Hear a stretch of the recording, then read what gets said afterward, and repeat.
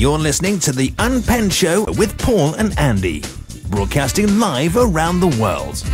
We believe freedom is free. It is enslavement that you're paying for. If you ain't mad by now, you're not paying attention. I certainly hope so. Then welcome to the Paul Rippon and Andy Unpenned Show on a Tuesday evening. It is. Good evening, Paul. Good evening, absolutely listeners. Fantastic to be here. We have a little bit of an echo, and I know exactly what it is, but we'll deal with that in a minute or two. Okay. All right, live on Awake Radio and live on Blog Talk at the same time. That's it. A dual cast. A first. A simulcast. And we are doing it live Tuesday, the 25th of June 2013. This is our 2-hour slot to do what we can with what we can. It certainly because is. Our shows are designed, aren't they, to actually, in many ways, to wake up the very early people, aren't they? Mm-hmm. You know, to actually to attract those that wouldn't be attracted in a way that, if we can, we do what we can. Just slot that into that little slot next to that one there for me, please. Into that one. It's just I can hear the echo off that one. That's it. That's it. That's more like it, isn't it? Okay. Yeah. I can hear myself. Better. The second computer was echoing. Sorry about that, guys and girls. Here we are live Tuesday evening. Our shows are designed for those people in the very early stages of at least being curious. Yes. And a lot of people might say, you know, this. I've heard all this stuff before, and you're right. You have. You have, because I think a lot of people are guilty of forgetting where they started. You know, how did you get into this? What was it that got you started? Yeah. And what pricked your curiosity? Because you don't stay there, do you? You don't, no. From that moment of intrigue, of curiosity, you gallop along quite quickly. And you get down some dead ends and some proper rabbit runs, don't you? You do, some proper mazes and some proper wild goose chases, some red herrings, as they say. End of the world stuff. But you have to do it because this is a global game of hide and seek. Yeah. It's always been hide and seek, hasn't it? You know, Jekyll and Hyde, that sort of thing, the dual personalities that pretend to be our friends when actually they're looking to benefit off us. Yeah. You know, they are the class above us, the ruling class, always existed. Probably always will exist. You know, for us to sit here in our little bedrooms here, it's a converted bedroom, but for us to sit here and pretend that we can change what has always been, it's a little naive, isn't it? I think so. It is, because the world you live in is not this big blue planet, is it? Okay? The world you live in is the little planet that you've created of people who circle about you. Yeah, your because little world. You circle them and they circle you, and that is the world you live in. And if you can't change that world, if you can't successfully attract people like yourself to actually, you know, dance the dance with you, because that's what we do, isn't it? This is the eternal dance. Yep. The musical chairs. Which chair you're going to sit on next? It is, and we don't see it like that, but we should see it like that. Because if you think the same at 50 as you did when you were 20, that is 30 years of your life completely gone. Somebody's stolen that off you. The time machine that's called life. Because it is a machine, and it was here before you got here, and it'll be here a long time afterwards. This is your time. And if you don't use it wisely, you can guarantee somebody else will persuade you to hand it over to them. Yeah. Well, we're there, aren't we? We are. We work just over brooks all the time. And our time has been given to other people in return for what we think we need. And we surround ourselves with all the trappings of what we would call modern-day living and modern-day society. And really, if you look closely, what we've actually been doing is making our lives easier all the time. With automated this and automated that and remote control this. We've been determined to make our lives easier. We've become more lazy. But we haven't become more leisurely, have we? Because we have to work harder for these things that we need. Yep. So all these time-saving gadgets, all these labour-saving devices, well... all they do is take up your time. Well, yeah, but it's not quite that I'm talking about. What I'm talking about is, you've saved time doing this, but you're having to work harder because there's something else that you want. Yeah. And though I don't have the secret of happiness, I've learnt two things along my journey so far. One is that to stop wanting is a good start, isn't it? Yes. Actually stop wanting things. Yeah. Because it's your own life that you're spoiling by not having the things that you want. And start working on what you've got and what you need. Yes, that's definitely and the second thing is a trick to is it. Stop doing the paper chase. Stop the money chase. If you've actually got just about enough as you need, then you're doing better than most. You're doing better than most, right? Because yeah. behind closed doors, there are 10s, 20s, 30s, probably hundreds of thousands of people who halfway know that there's something really seriously wrong with the world. And I have a great stage and opportunity to actually engage people. I know it's just a little fish and chip shop, but it actually works. I get to speak to people for 2 and 3 minutes at a time. And because I have that little luxury that most people don't have, it gives me the opportunity to try and engage them. Now, I have downstairs on the shop on the wall in my shop, I have a number of canvas prints, don't I? You do, and yeah. wooden prints, and they've all got little Facebook sort of sayings on them, haven't they? Yeah. And they're all different. They're all sort of, some are more shallow, some are deeper, some have got double meanings, some can, and I put them on the wall, and I tell people, once they look at them, I say, I put those on the wall to stop people talking to me about the weather. And more than half say, oh, right, yeah, I can see why you did that. It is rubbish, isn't it?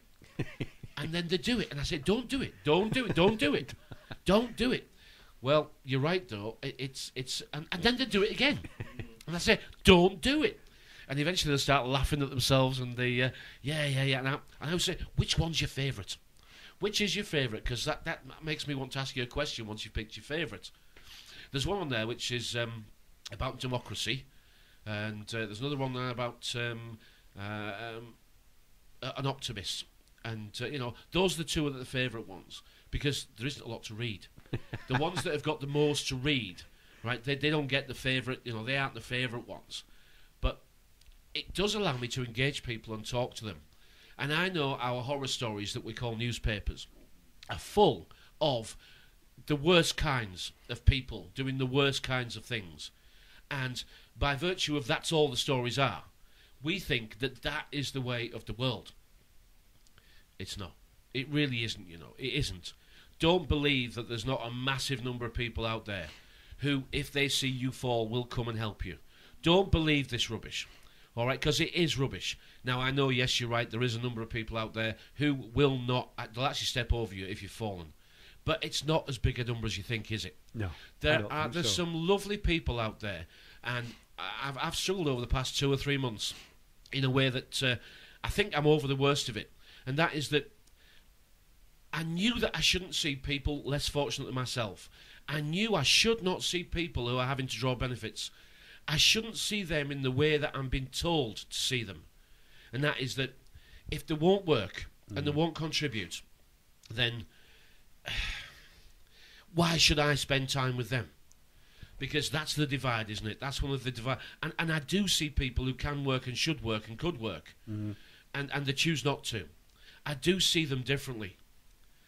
And I see them differently in a way that they've no pride for themselves. There's no real pride for themselves, because I still can't get over that hurdle that if you're sat home, perfectly fit, perfectly well, and choosing not to participate, that is your choice. I have absolutely no problem with that. But the pill that I'm having the biggest trouble swallowing is that you're stealing off somebody else to exist. Yeah. A hard-working family, by virtue of the biggest Ponzi scheme ever run, is paying you out to do that. And I still can't be okay with that. I still do struggle with it. I do. And the fact of the matter is that it's not going to last much longer, because you're going to get put on workfare. Yeah. And this is where you're going to be told that you're doing this job this week, this month, or whatever. And you're going to moan about that as well, and I don't blame you. But if you don't want to go on workfare and you're fit to work, then you know what your choices are. You do know what your choices are. Yeah. Because the most awful thing about this is that we live in a system of hierarchy. And this hierarchy, the people at the bottom don't want it to exist. And do you know why they don't want it to exist? Because they're at the bottom. Because they're at the bottom. Everybody above has got more. Everybody above has got what they want, which is why socialism is what they're always going to vote for. But they won't call it socialism, and they won't call it communism. It'll be communitarianism. It'll be a collective. It'll be all for one and one for all. It'll be this world is for us all to share. It sounds great. It's not going to work out like that at all. It's not going to work out like that at all. I mean, I know, listening to people on the internet, I do know that you can listen to some great speakers on here, and I am not going to pick on any individual and say they're wrong, because I'm going to say that I've heard these talks as well, and it sounds great. It sounds like, yep, we just have to get enough people to want this, and the change can be achieved. It's not going to work like that, okay? It's not going to work like that because it's never worked like that. It's never been like... The system that we have today is the system that always comes through every government throughout history. The government starts off with all the good intentions, but over time, it wants more for less. Over time, big business starts to get involved. It's called lobbying. It's bribing, isn't it? Bribery, okay? These scandals are not scandals, they're crimes, aren't they? Yeah. These people are committing crimes, and these people are above the law. It's obvious they're above the law, because they don't get into trouble. Otherwise they would. The banks are above the law. The ones that get involved in the biggest thefts get great pensions, and they're off into retirement. Yeah, on the yacht. Mervyn King, Fred Bloody Goodwin, Jamie Dimon, whatever. You know, these people that are prepared to commit the biggest thieveries, robberies, theft, are the ones that get... Oh, well, I've been caught now. Anyway, thanks very much. Job done, everybody. Well done, everybody. Close the curtains. That's this show over and done with. Next show starts tomorrow at 9 a.m. Because that's what's going on, isn't it? It is, yeah. And how do we get these people who... Because they are lovely people. They're everywhere. But they've actually been subjected to an indoctrination system.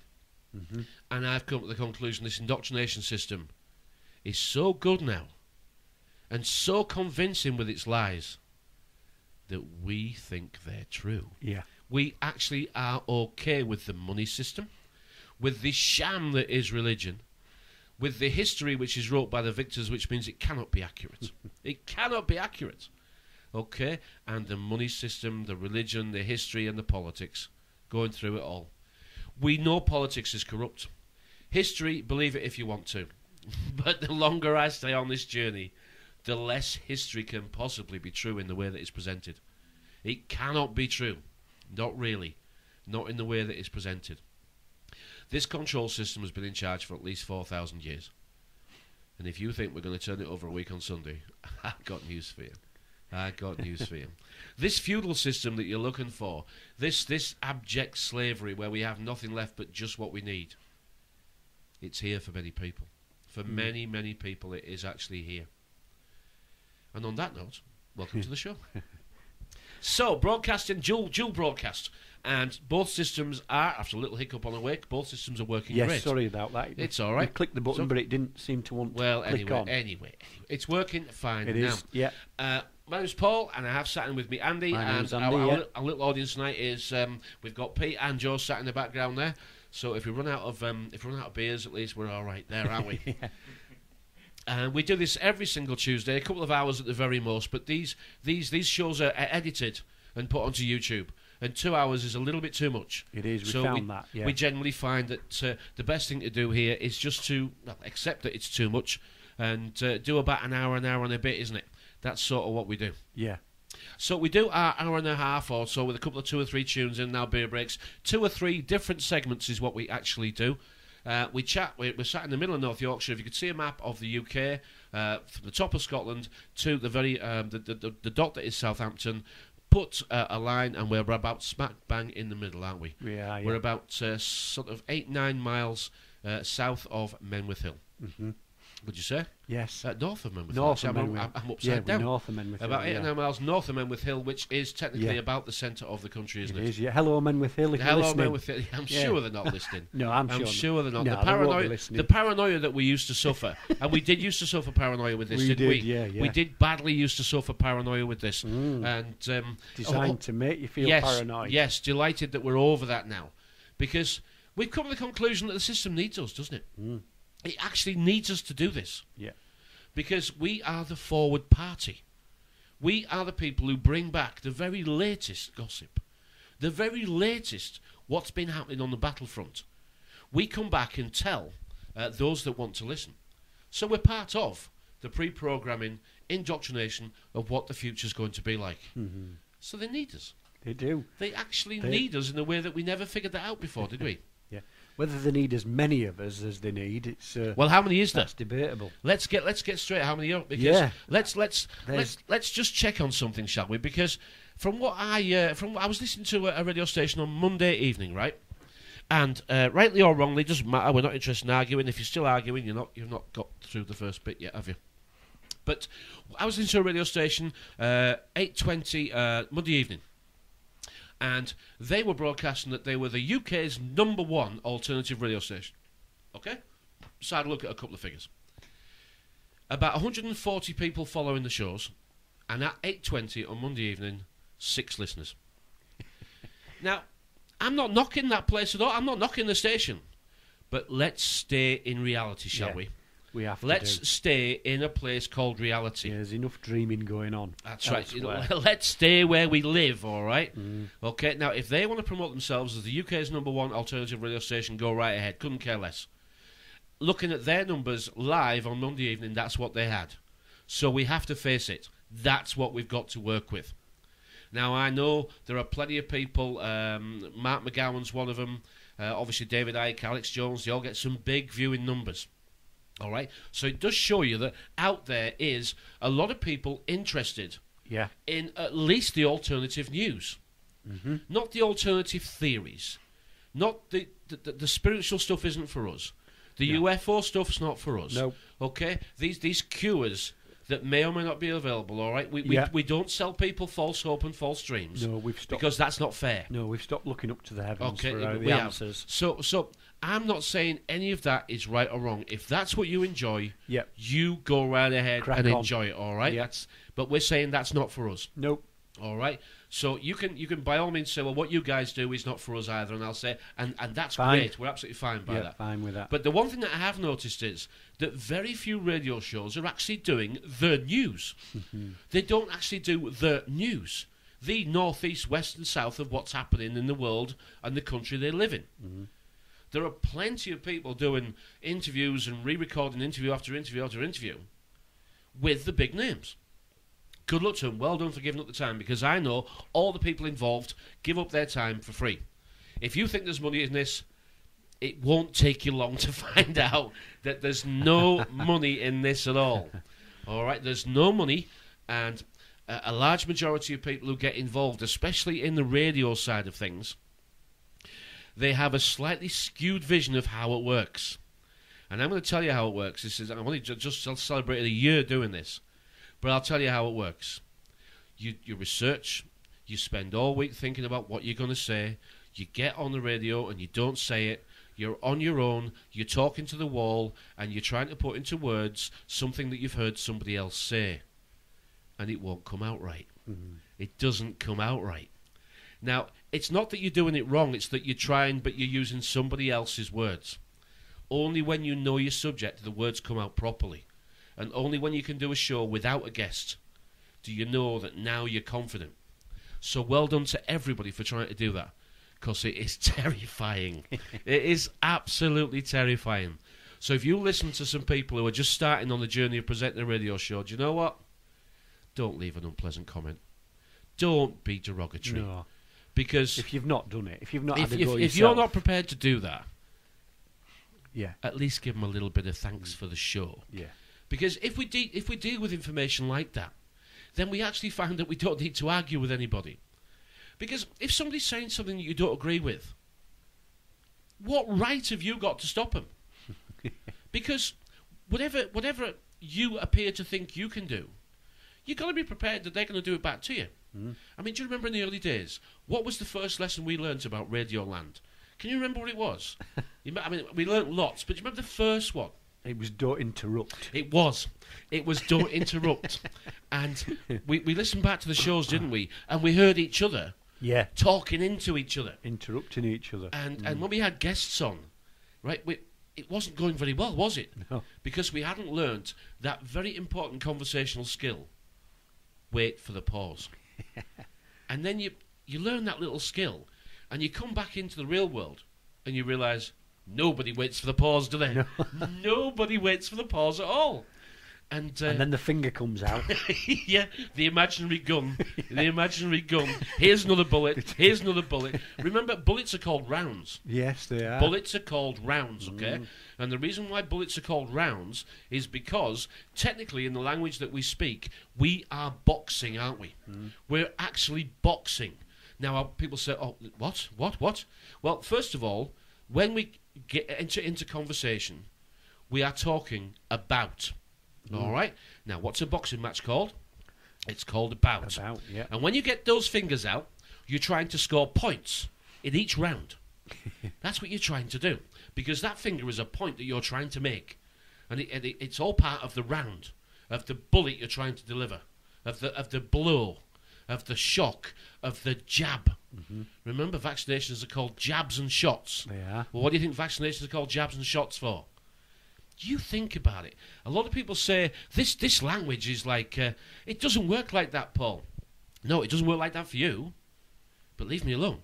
It works like that for me, because we're talking about taking jabs and shots and firing points to score rounds, okay? Because that's what we're doing. Now, we've done this before, because percussion is to strike, isn't it? Okay? And concussion is to have been struck. So what's discussion? Yeah, it's striking, isn't it? It is, yeah. Because we are taking part in a boxing match. A gladiatorial, vocal boxing match.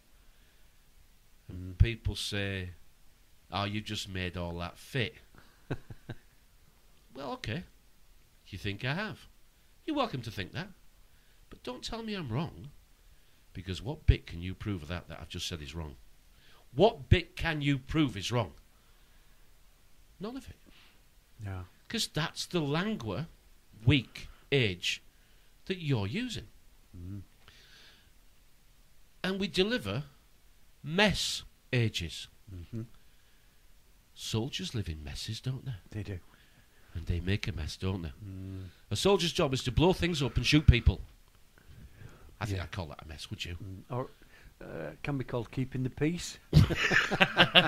Or bloody love bombing. Yeah. Right, first, drinks break.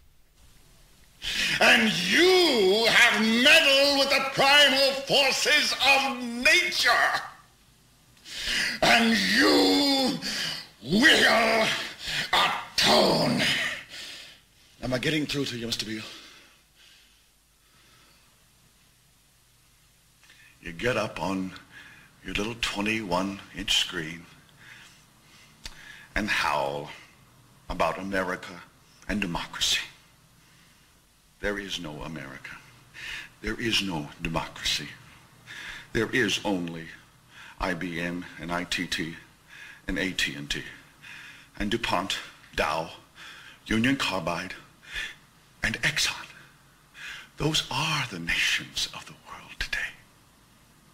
What do you think the Russians talk about in their councils of state? Karl Marx?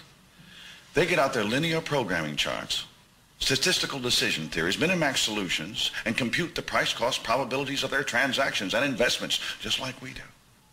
We no longer live in a world of nations and ideologies, Mr. Beale. The world is a college of corporations, inexorably determined by the immutable bylaws of business. The world is a business, Mr. Beale. It has been since man crawled out of the slime. And our children will live, Mr. Beale, to see that perfect world in which there's no war or famine, oppression or brutality. One vast and ecumenical holding company for whom all men will work to serve a common profit, in which all men will hold a share of stock, all necessities provided, all anxieties tranquilized, all boredom amused. Absolute top music then from Mr. Pink Floyd. I do love that song. Welcome back to the show then, our second segment. And we still haven't done any news. How many news stories do you have? We've got a plethora of news stories. I actually feel like I'm in the movies, right, when they go to the psychopath's flat, right, and they get in... Don't laugh, you lot at the back, I can hear you. When they get in the psychopath's flat, right, and they get to his little private room, and it's covered with news stories across the wall. Yeah. It's like a psychopath's lair in here, isn't it? Yeah. Now, we talk about people not using the... doing the news. Yeah. And we try and make shows where people are very comfortable, right, to actually play this to the next door neighbour who's never heard any of this stuff before. So it may well sound a little bit like I've said at the beginning, you've heard all this before. Good, remember it, speak it, do it. All right? It's okay learning this stuff, but then you've got to this world of copy and paste is a world of copy and paste. Mm-hmm. All right, it used to be parrot fashion, didn't it? Yeah. Remember in the 70s, parrot fashion? Mm-hmm. Remember the now infamous Monty Python sketch about the dead parrot? We've talked about this on other shows, but not with Awake, have we? No, not. And I'm not sure if we've done it while we've been on YouTube as well, because this, as I said, this will be videoed into a YouTube clip tomorrow. And below that YouTube will be my Facebook, your Facebook, F.E.A.R, VT Editor's Facebook. You can send any messages. Please feel free to make friends with us. We don't go online a lot, so it's not that we're ignoring you. No, it isn't. It's just that these couple of hours a week and a little bit of news sourcing for me is all that we actually do.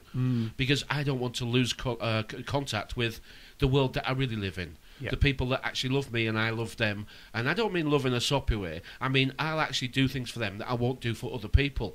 Because that's only a small definition of love. But I'll actually help them as opposed to other people where I'd say... I'll help you this once, but it's not going to be a given that I'll help you all the time if you don't help yourself. Because this is a trade, and we're not trading blows, we're trading with each other now. We are, yeah. Because this is business. All right, we called it a boxing match, okay? But you can either box with the gloves on, and blows and jabs and shots and fight and fall out and discussions all day, or you can actually come to a deal, a negotiation, a trade.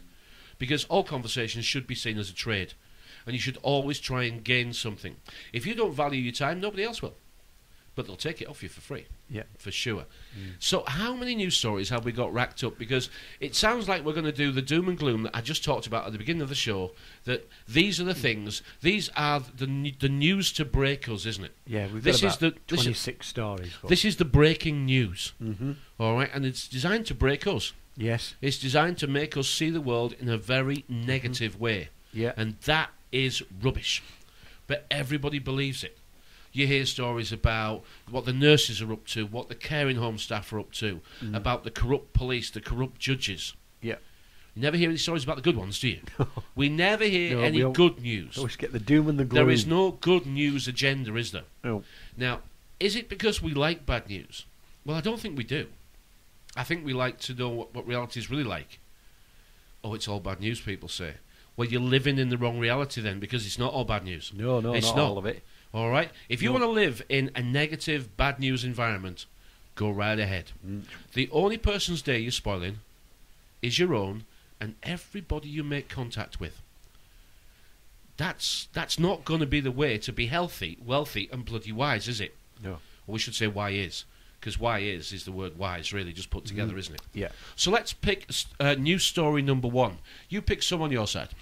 And let's a little bit about why. I just wanted to...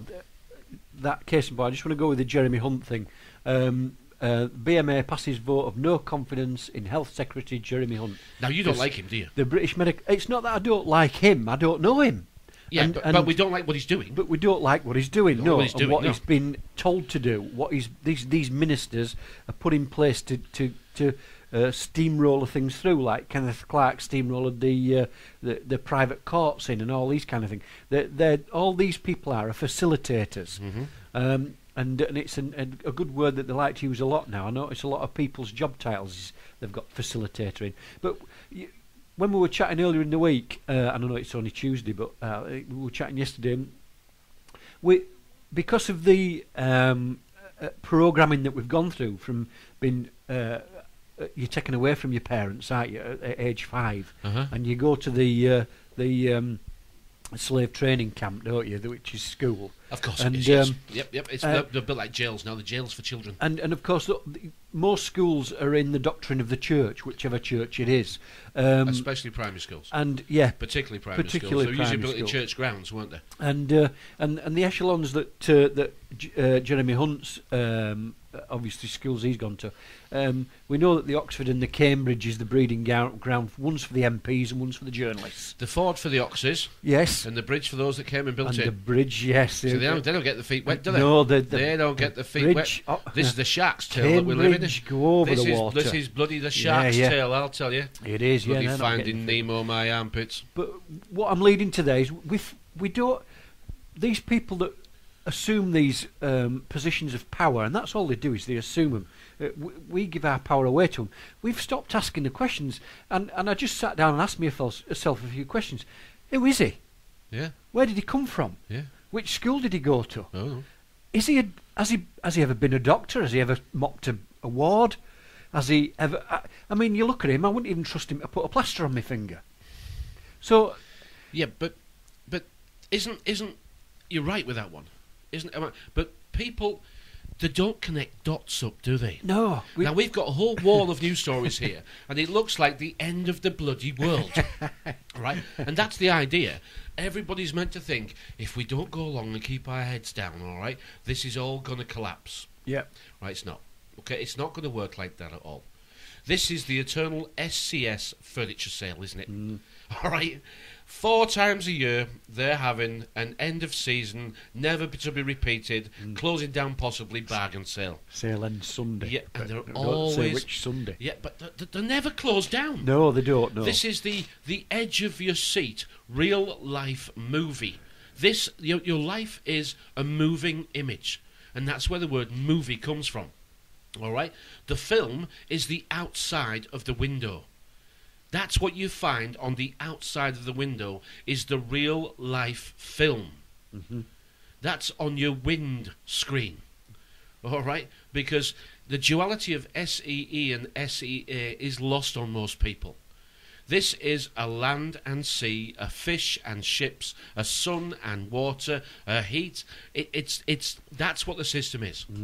All right, that's what the system is. It's a duality. It's a water-based reality that we're now in. We can get deeply into that. I'm not going to do that. It's on the YouTube channel. Go back to, I don't know what it was. Just before Christmas, I think we put that one back up again, didn't I? The hidden meanings of the words that you use every day.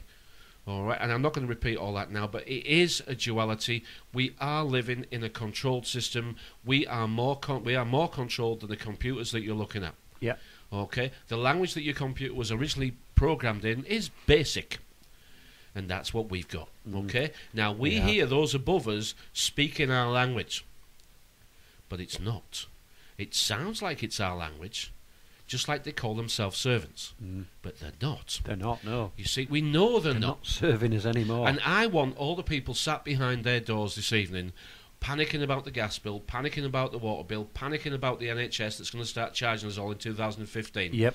All right, which we spoke about this before. The news story's up there. Yes. If you can afford to pay something towards your health care over and above the 9%, 10%, 11%, 12% national insurance that you pay, all right, you're going to pay it. You're going to have to You're going to pay it. Yeah. And it doesn't stop there. It never stops there. No. It never stops there. I mean, if you're looking for a future that's going to take your house off you and empty your bank account, it's here. It's already here, but it's a creeping illness. It's called a cancer. And a cancer is an evil influence that spreads dangerously. It's not just the cancer that you're suffering from. 47%, 48, 49% of people are going to get cancer by the time we get to 2020.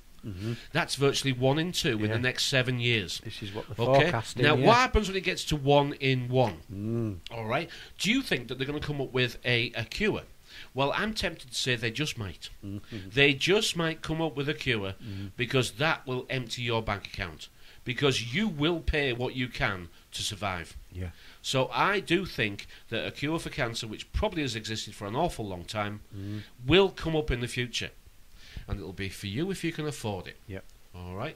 Now, it sounds like we live in a system that is trying to kill us. And it is. Right? Yeah. Let's make no mistake about that. This system would like to see us clock off about 50 to 55 years old, please. All right? When your earning power is disappearing. They don't want you to work till you're 65, really.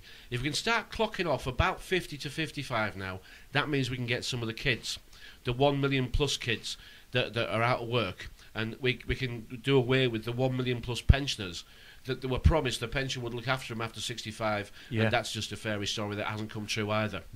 So we can talk about these things, and it sounds like this is a talk down the pub that you could have had any time over the past 20 years. But we're not. We're doing it live on the radio. It's not down the pub, and you're listening to it on your own. The majority of people are listening to it on their own. And what we try and do is we try and give people something that they can take into regular conversation. Every generation is getting sicker than the last one. But here's the kicker. Here's the kicker that nobody actually really gets into. They tell us. They have to tell us. Now, if you had a number of children, if you're in charge of a number of children, we won't discuss the ages of these children, and you say to these children, look, if you press that button over there, okay, you're going to get a cracking electric shock. You're not going to do it, right? And you say, now, and the child hurts himself, and he learns not to press that button. Now, we get told in our newspapers that the food we're eating is jacked. All right? Yep. In the Fortune 500, there are around about 5 big pharmaceutical companies. Listen to the word pharma. Listen to the word big pharma. All right? Because we played the network clip, and we really are the animals. They say every man will have his stock and every man will have his share. Your denomination is not man.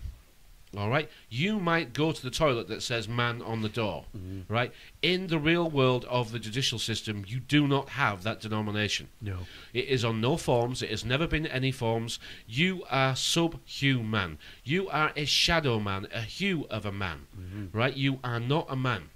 Now, these wonderful people who are looking to save the whales and save the bears and save... Yep, that's great stuff. And the WWF and all the people involved, they will say that animals should have rights. Hard to fight against, isn't it? And eventually they're going to say that animals should have the same rights as humans. Well, that's what you asked for, wasn't it? Now, you might think, well, what's wrong with that? Well, I'll bloody tell you what's wrong with that. It's not animals that will have the same rights as what we're called humans. It's will have the same right as animals. And they have the right to cull animals. And once they can genetically alter us to be different to them, then we have become a subspecies.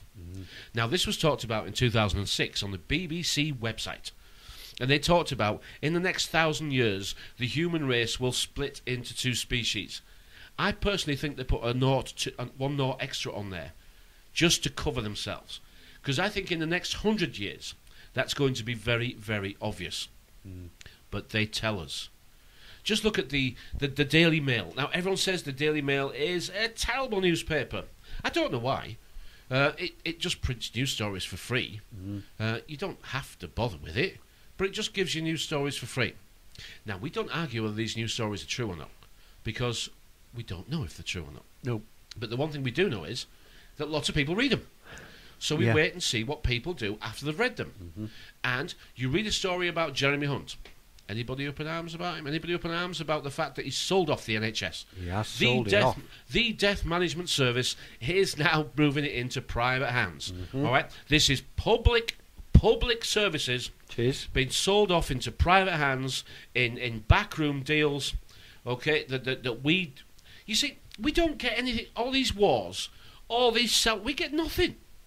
All right? I mean, I don't support war, but where's the bloody spoils? Where's the actual reward for us funding it all? Yeah. Nothing. No, nothing. All right? Nothing at all. We don't get absolutely anything for this. No. Well, we get terrorism out of it, don't we? We get dead. Yeah, they tell us that's... I mean, we never run out of money to bomb brown people. We never run out of money to bomb brown people. The borders are wide open. Right? If you want to make a rich country poor, just open the borders and let poor people in. And it won't take long. They'll lower the wages. They'll divide the cities, divide the towns, divide the villages, divide society, and the job will be done. The job will be done, and well done it will be. The unnerving part of this is that there's a large part, 20 to 30% of society, that knows exactly what's going on. They do. They know exactly what's going on, and they're absolutely okay with it. It is unnerving when you it's a sex control system. Let's change direction a little bit here.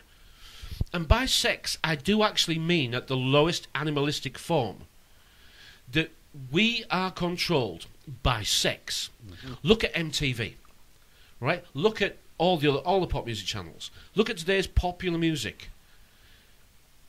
The kids are being indoctrinated into soft porn. And they are. Mm-hmm.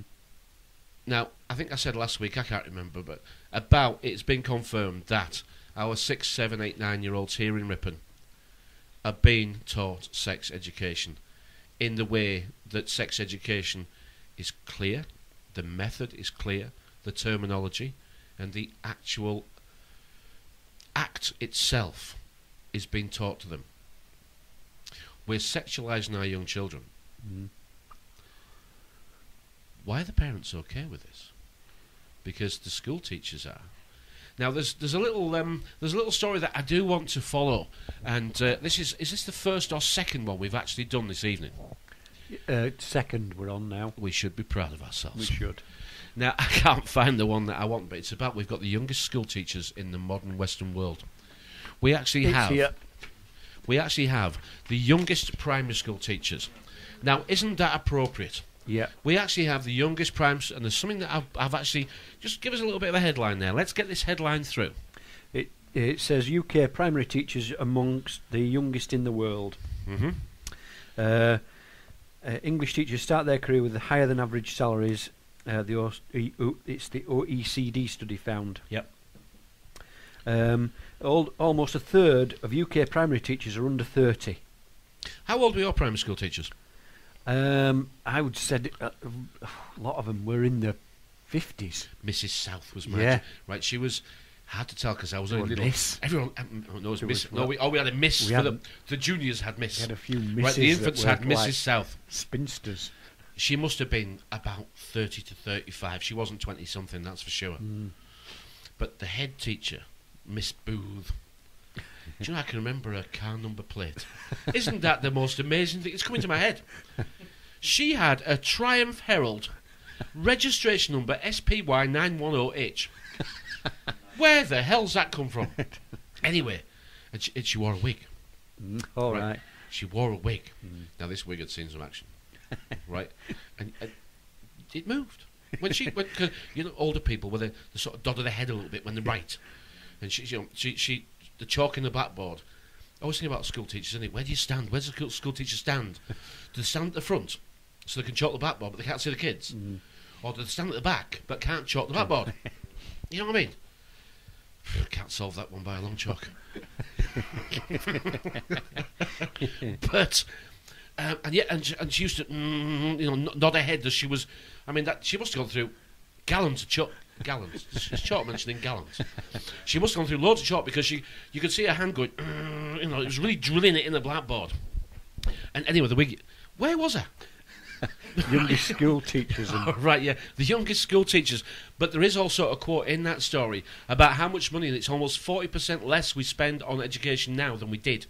I've circled that bottom line that I want you to pick up on, if you would. In 2010, the UK had the second smallest share of public spending on higher education, 25.5%, down from 67.7% in 40% drop in 10 years. After Chile.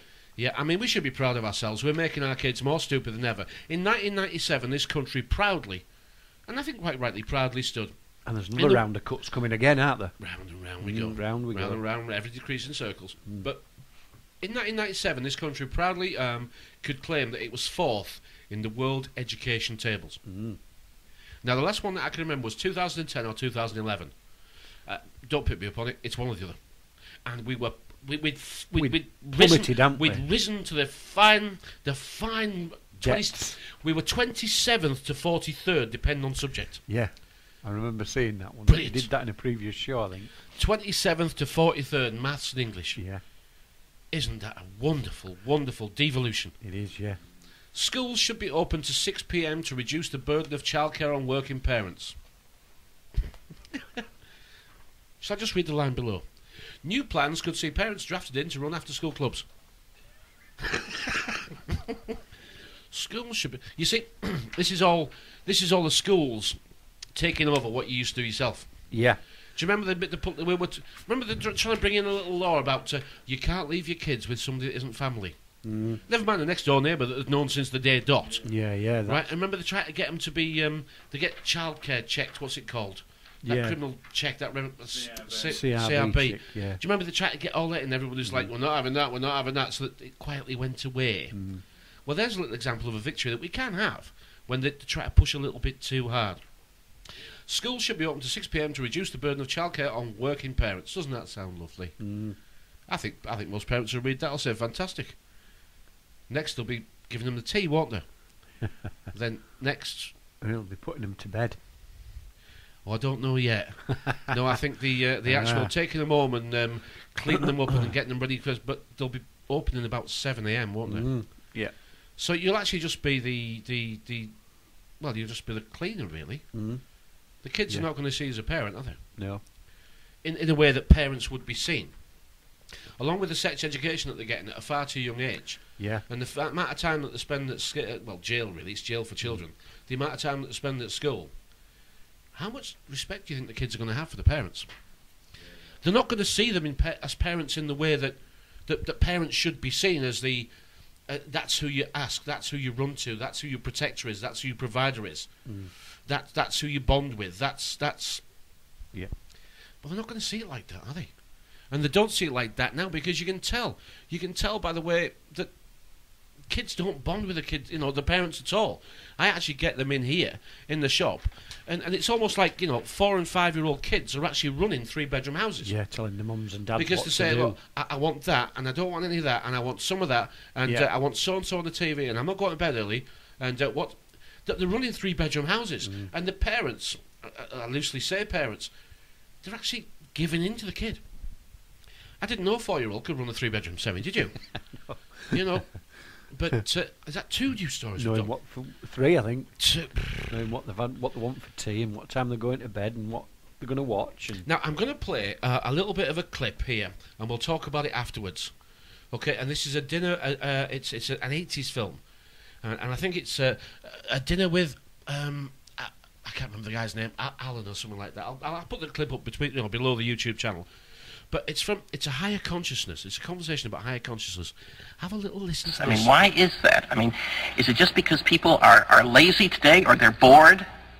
Are we just like bored, spoiled children who've just been lying in the bathtub all day, just playing with their plastic duck, and now they're just thinking, well, what can I do?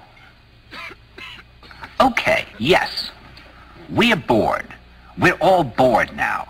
But has it ever occurred to you, Wally, that the process that creates this boredom that we see in the world now may very well be a self-perpetuating, unconscious form of brainwashing created by a world totalitarian government based on money, and that all of this is much more dangerous than one thinks, and it's not just a question of individual survival, Wally, but that somebody who's bored is asleep, and somebody who's asleep will not say no?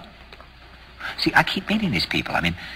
Just a few days ago, I met this man whom I greatly admire. He's a Swedish physicist, Gustav Bjornstrand, and he told me that he no longer watches television, he doesn't read newspapers, and he doesn't read magazines. He's completely cut them out of his life because he really does feel that we're living in some kind of Orwellian nightmare now, and that everything that you hear now contributes to turning you into a robot. And when I was at Findhorn, I met this extraordinary English tree expert who had devoted his life to saving trees. He just got back from Washington, lobbying to save the redwoods. He's 84 years old. He always travels with a backpack because he never knows where he's going to be tomorrow. And when I met him at Findhorn, he said to me, "Where are you from?" And I said, "New York." He said, "New York, yes, that's a very interesting place. Do you know a lot of New Yorkers who keep talking about the fact that they want to leave but never do?" And I said, "Oh, yes." And he said, "Why do you think they don't leave?" I gave him different banal theories. He said, "Oh, I don't think it's that way at all." He said, "I think that New York is the new model for the new concentration camp, where the camp has been built by the inmates themselves, and the inmates are the guards, and they have this pride in this thing they've built. They've built their own prison, and so they exist in a state of schizophrenia, where they are both guards and prisoners, and as a result, they no longer have, having been lobotomized, the capacity to leave the prison they've made, or to even see it as a prison." And then he went into his pocket and he took out a seed for a tree and he said, "This is a pine tree." He put it in my hand and he said, "Escape before it's too late. See, actually, for 2 or 3 years now, Chiquita and I have had this very unpleasant feeling that we really should get out.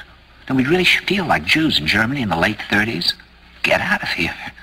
Of course, the problem is where to go, because it seems quite obvious that the whole world is going in the same direction. See, I think it's quite possible that the 1960s represented the last burst of the human being before he was extinguished, and that this is the beginning of the rest of the future now, and that from now on there'll simply be all these robots walking around, feeling nothing, thinking nothing, and there'll be nobody left almost to remind them that there once was a species called a human being, with feelings and thoughts, and that history and memory are right now being erased, and soon nobody will really remember that life existed on the planet. Now, of course, Bjornstrand feels that there's really almost no hope, and that we're probably going back to a very savage, lawless, terrifying period. Findhorn people see it a little differently. They're feeling that there'll be these pockets of light springing up in different parts of the world, and that these will be, in a way, invisible planets on this planet, and that as we, or the world, grow colder, we can take invisible space journeys to these different planets, refuel for what it is we need to do on the planet itself, and come back. And it's their feeling that there have to be centers now where people can come and reconstruct a new future for the world. And when I was talking to Gustav Bjornstrand, he was saying that actually these centers are growing up everywhere now. And that what they're trying to do, which is what Findhorn was trying to do, and in a way, what I was trying to do. I mean, these things can't be given names, but in a way, these are all attempts at creating a new kind of school or a new kind of monastery. And Bjornstrand talks about the concept of reserves, islands of safety, where history can be remembered and the human being can continue to function in order to maintain the species through a dark age.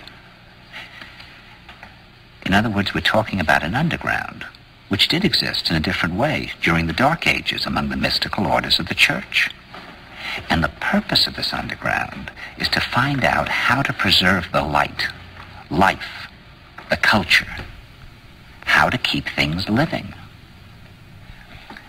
You see, I keep thinking that what we need is a new language, a language of the heart. Languages in the Polish forest where language wasn't needed. Some kind of language between people that is a new kind of poetry.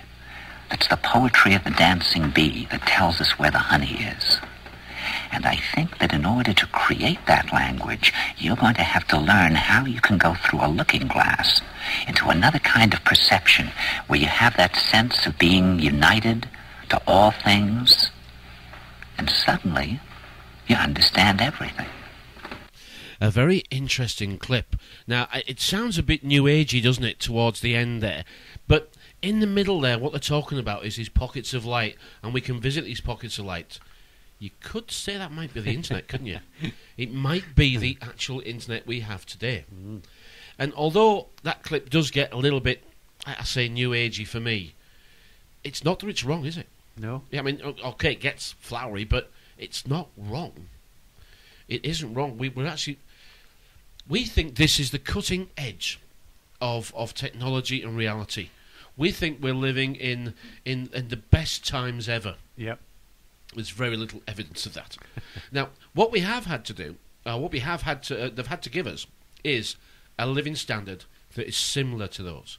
That we have a house and they have a house, and we have a car and they have a car, and we have a holiday and they have a holiday, and we used to have a pension, and they still got one.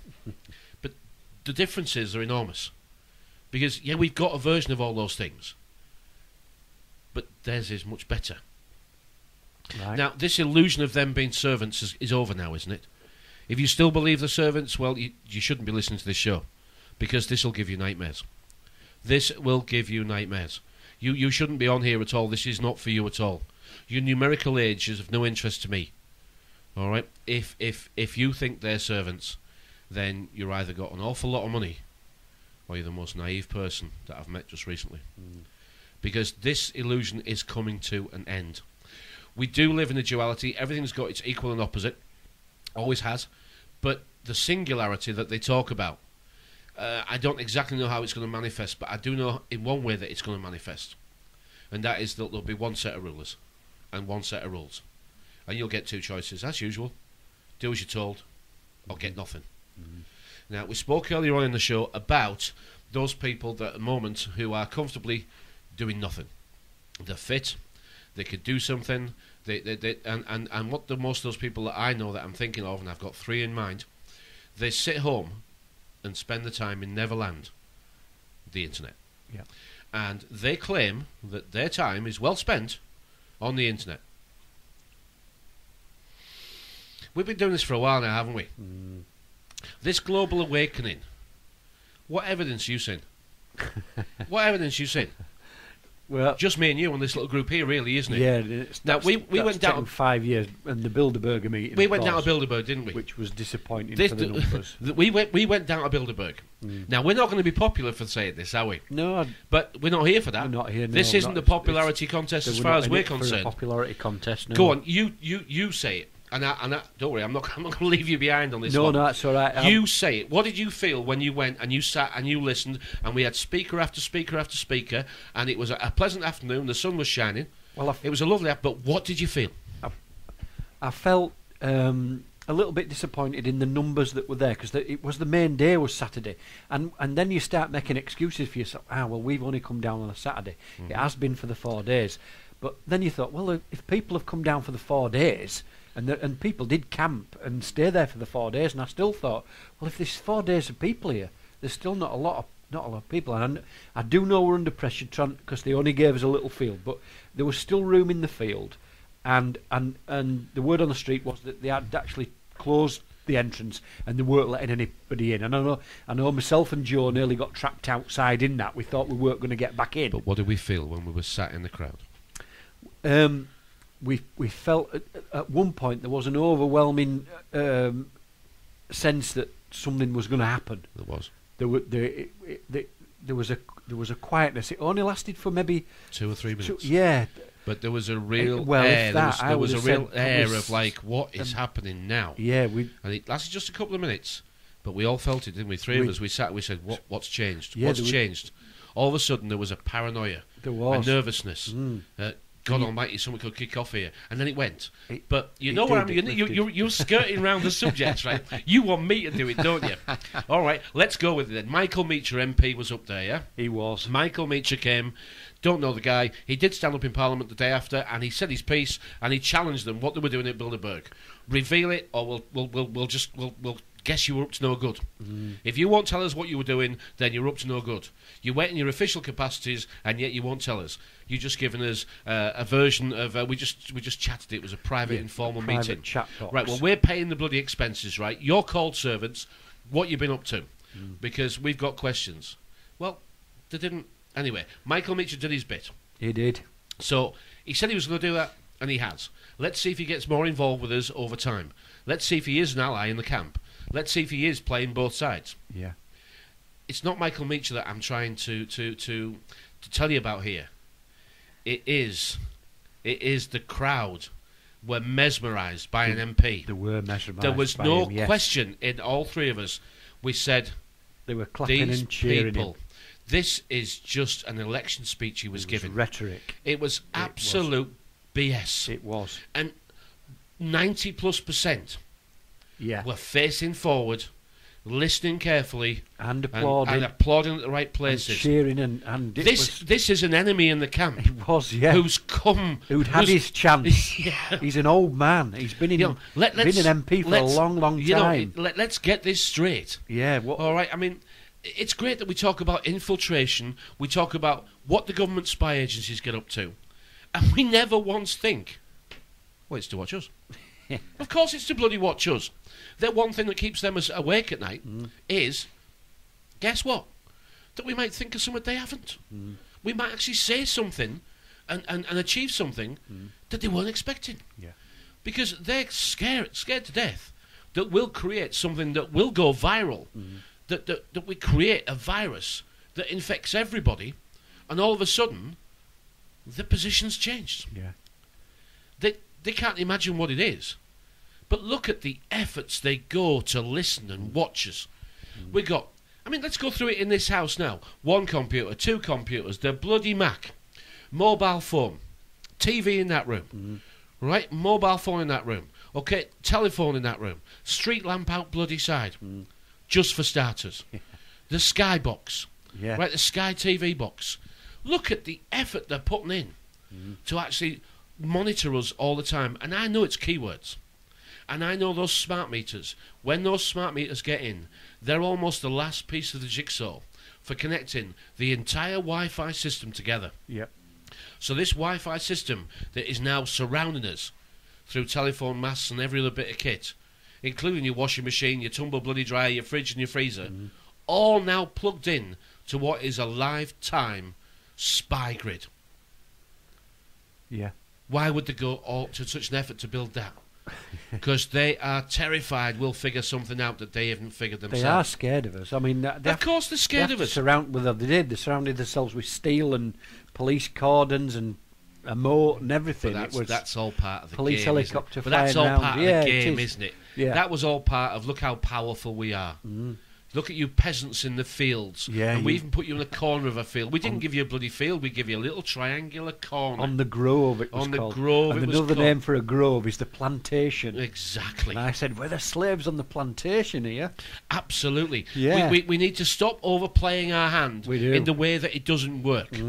Now, I've been to a number of protests. Did I go to protests? No. I went to see who was there. And let's finish off this Bilderberg. We've done this before, but we haven't gone this deep before. No. Too many of the people there bought into The Michael MP. Meacher MP. They did. They bought right into it. They should have been, Mr. Meacher, we got questions. Yeah. Now you're here, we want to interrogate you. But no. He got centre stage and everybody was staring at him. He should have said, guys and girls, I'm from the enemy camp. Yeah. And I've brought something to make friends with you guys. I've sat on the benches. What He questions brought have nothing. you got me? He Yeah. brought nothing at No, all. he didn't. He looked like an out of its depth old man that was making a last In an- bloody ditch attempt in an ill-fitting for suit. something. Yeah, and Yeah. it was an ill-fitting It suit was, as well. yeah, But we shouldn't yeah. do that. But it was. No, It just looked a dishevelled old MP Yeah. who slightly lost his bloody way and was a bit upset that he wasn't actually in the he was- hotel. He was actually upset that he wasn't.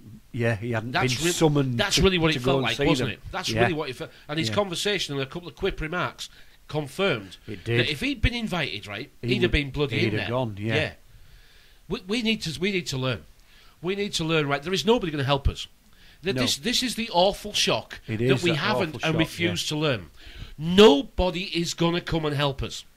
They're not interested in I'm helping not us. interested in helping you. No. Right, those that have got more than we have got more than we have, and they intend to bloody well keep it. They're trying hard to hang on to it. Exactly. Because you and They're I know looking- they're going for them first. Well, they're looking forward to the workfare placements. Yeah. Because they want you working for free while taxpayers are bloody paying your wages. This is straightforward slavery, paid for by us. Yeah. And still we sit quiet. The boiling frogs quietly chatter. Yeah, but it's not chattering because we're cold. Yeah, you usually chatter when you're bloody freezing. The water's boiling, and we're still chattering. We might as well be dead. We might as well actually be dead, you know, really. Yeah. When they see us as the dead, the living dead, and they portray us in film after film after film as zombies, Zombies, they do. they're right, aren't they? Yeah. They're actually right. Now, I know I'm not blaming these people. I'm not blaming these people. But by God, it's hard to wake the dead, isn't it? Waking the dead is hard, but it can be done. But you've got to do it slowly. Now, I've heard one or two comments. We talked about this last week. A few comments, and there was one guy in particular who took me on, and then, you can't do that, you can't do that, you can't do that. Well, you can tell me whatever you want, but don't say I can't do it. Because whatever comes out of your mouth is what you can't do. When you say you can't wake people up, you ain't talking about me. Because you don't know me. You're talking about yourself. So stop using the word you when you should be using the word I. And then ask yourself why you can't wake them up. Because you're the one with the problem. You're the one that's home alone. You're the one that hasn't got anyone to help you. You're the one that hasn't actually engaged in the real world. Because you can't come off this time-stealing machine and go preach what's in here to the dead. Because they'll laugh at you. I've listened to something on the internet about a guy who says, whatever, it's an outrageous claim. And you say, look, it sounds genuine. And I said, have you met him? Well, no. Where's he from? Canada, Australia, wherever he's from. The people in reality say, well, how do you know? You want me to come and listen to somebody who you've never met, you don't know, and you can't tell if it's true? And Google plays its part, doesn't it? It does, because Google plays a perfect part. Because what Google does is, it knows you now, because it's been in your house for a long time. Google knows who you are. It knows what makes you tick. Yeah, it's all clicks and ticks. It's tick-tack, which is tactic. Okay, this is gameplay. We're in game now. We are in the game. This is the game, and the game is the internet. And if you don't realise you're in the net and you need to get out every now and again, then you're going to stay in this net and it'll get tighter and tighter and tighter until it turns into a web. And then the web is spiders. And the web built by a spider is a kill grid. That's all it is. Where was I? We lose the thread. I haven't written it down either this time. Where was I? So Where was? Oh, about it's about. You see, you can't wake people up. It's because you're a rubbish teacher. Get over yourself. Okay, to teach a class of children to know something and know it well, you're not going to do it in one conversation, are you? You're not going to do it in like one side of A4.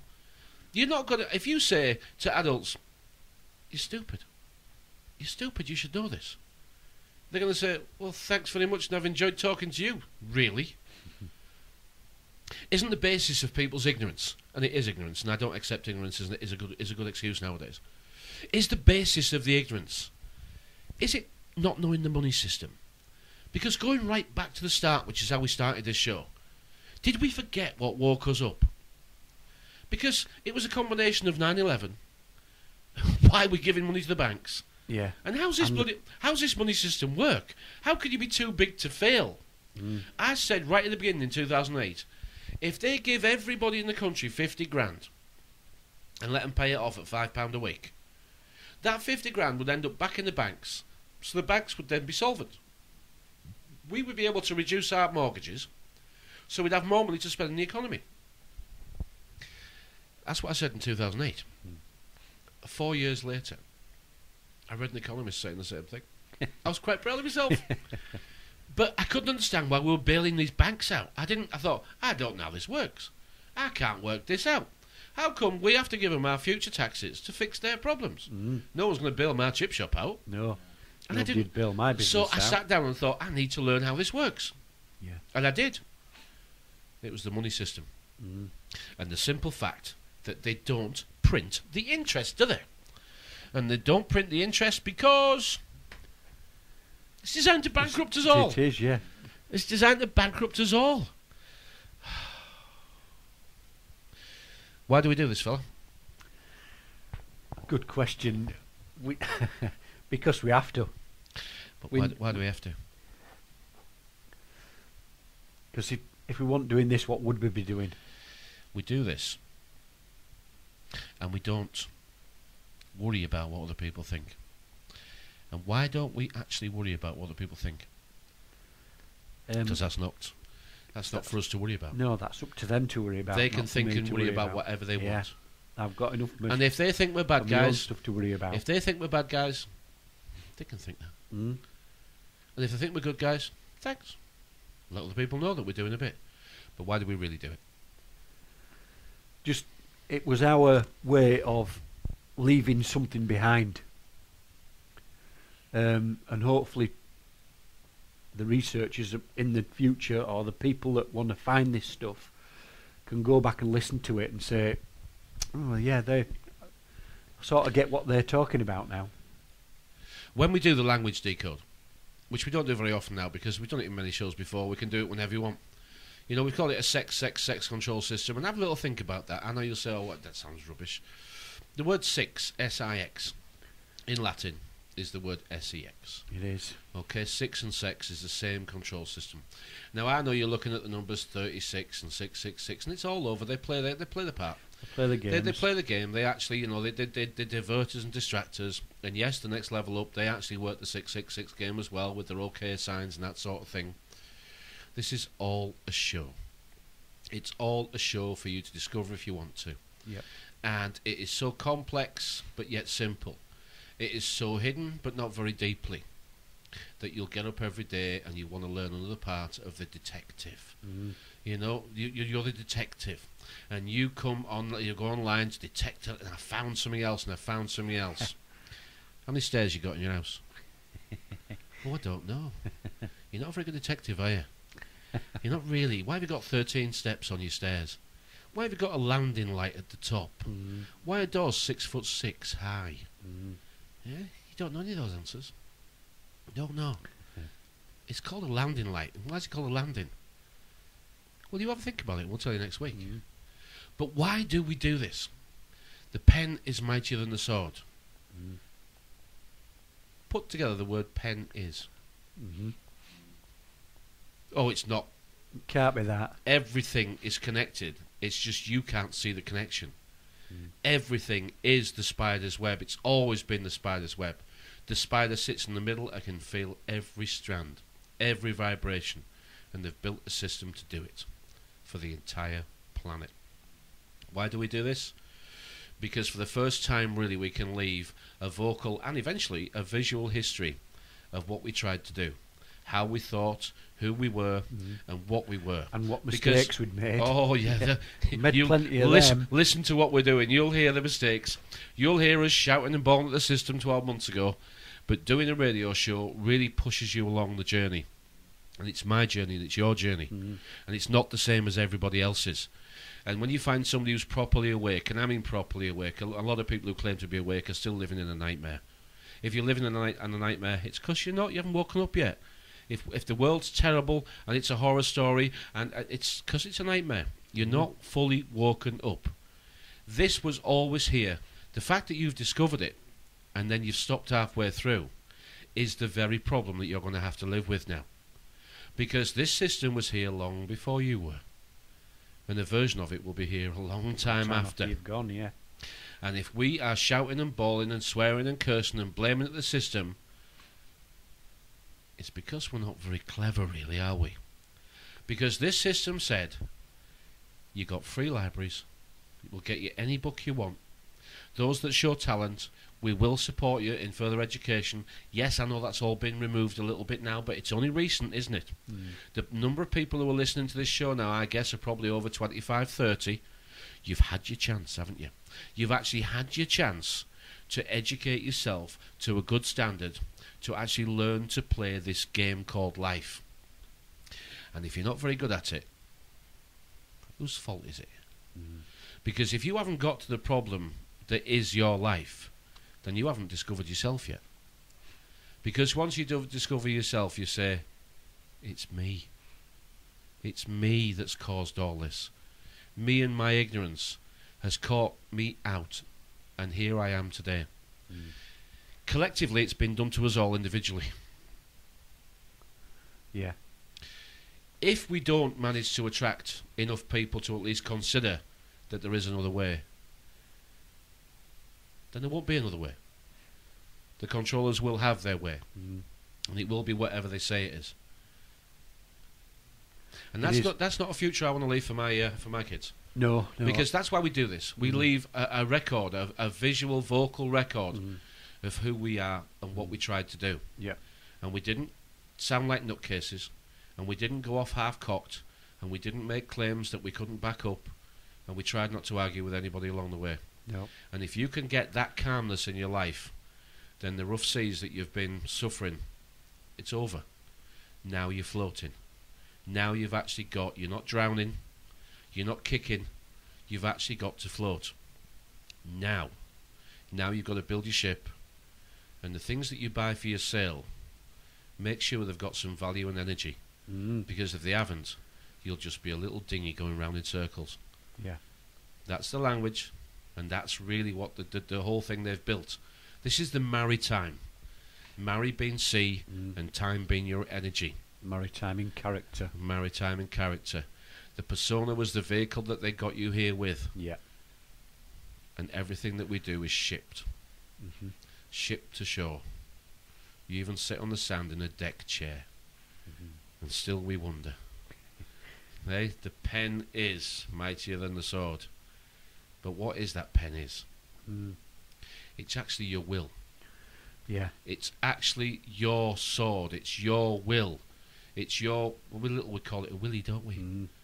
But listen to the word. Will he? Will you or won't you? Be proud of yourself for trying. And don't be upset if it doesn't work first time. No. Because apart from skydiving, keep trying. Keep trying, yeah. And on that bombshell, we shall say to everybody on Awake Radio and Blog Talk Radio, thank you very much for listening. Thank you for listening. That is another Tuesday concluded. All the links that we talk about will be below this YouTube video, which will be on YouTube tomorrow. Your Facebook, my Facebook, F.E.A.R VT Editor's Facebook, the Awake Contact. Let's just make contact and share things of value. Yeah. Things that actually matter. All right? 4 news stories. Is that the best we did? I think that's all we did. Look at the headlines. 26. Look at all these headlines. Well, you could say we're ambitious.